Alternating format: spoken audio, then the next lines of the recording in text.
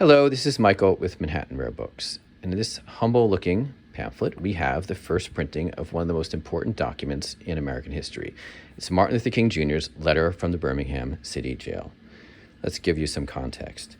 Birmingham, Alabama in 1963 was perhaps the most racist city in a very racist country. On April 12th, King was arrested for peacefully demonstrating for change. It was in direct defiance of an April 10th injunction against demonstrations, marching, boycotting, etc. in Birmingham. And he was thrown into jail. And it wasn't any jail, it was solitary confinement without even a mattress. Almost immediately after his arrest, 8 white clergymen wrote a public letter chastising King. The letter is printed here in the first printing, telling him he should obey the law and wait for change. And they also criticized him for being an outsider who was from Atlanta, pretty much saying, stay out of our business. This letter by the 8 white clergymen was printed in a newspaper and smuggled into King's jail cell. And King felt this letter demanded a response. He had no paper in the jail cell, so he began writing in the margins of the actual newspaper. And what he wrote, what became known as his letter from Birmingham City Jail, is an impassioned argument for civil disobedience and nonviolent protest, and as the most effective means to enact change. Let's take a look inside. It's an amazing document. He actually goes point by point refuting the letter from the clergyman. He starts talking about if he's an outsider, why should he get involved? And here he says one of his most famous lines, here's why. Injustice anywhere is a threat to justice everywhere.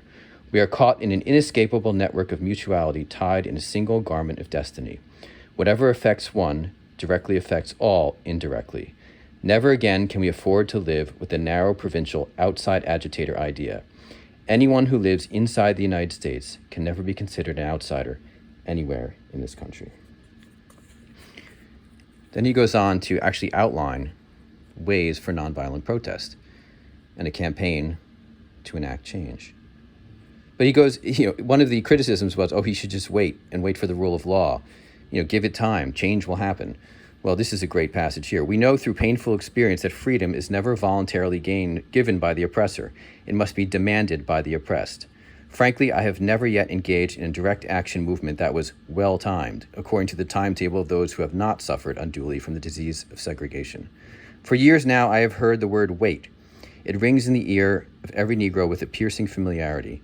This wait has almost always meant never.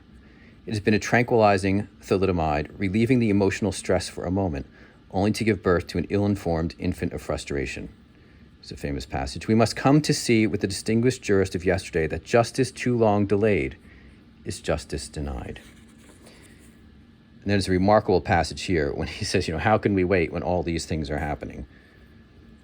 Then he turns very philosophical. And he quotes the Bible, he quotes philosophers, he quotes poets, talking about when should we obey a law if the law is unjust. This is a great part. We can never forget that everything Hitler did in Germany was legal. It's a remarkable document. It expresses urgency with strong philosophical underpinnings, and it's worth revisiting and reading its entirety. It's a classic for a reason. I have to read the last bit, which is wonderful. I hope this letter finds you strong in the faith. I also hope that circumstances will soon make it possible for me to meet each of you, not as an integrationist or as a civil rights leader, but as a fellow clergyman and a Christian brother. Let us all hope that the dark clouds of racial prejudice will soon pass away, and the deep fog of misunderstanding will be lifted from our fear-drenched communities, and in some not-too-distant tomorrow, the radiant stars of love and brotherhood will shine over our great nation with all of their scintillating beauty. He sent the letter out to newspapers, and the New York Times rejected it as being too provocative. The New York Post leaked some of it, some excerpts, but that prompted then the American Friends Service Committee to print this just a few weeks after he wrote it in May of 1963. And this is indeed the first printing.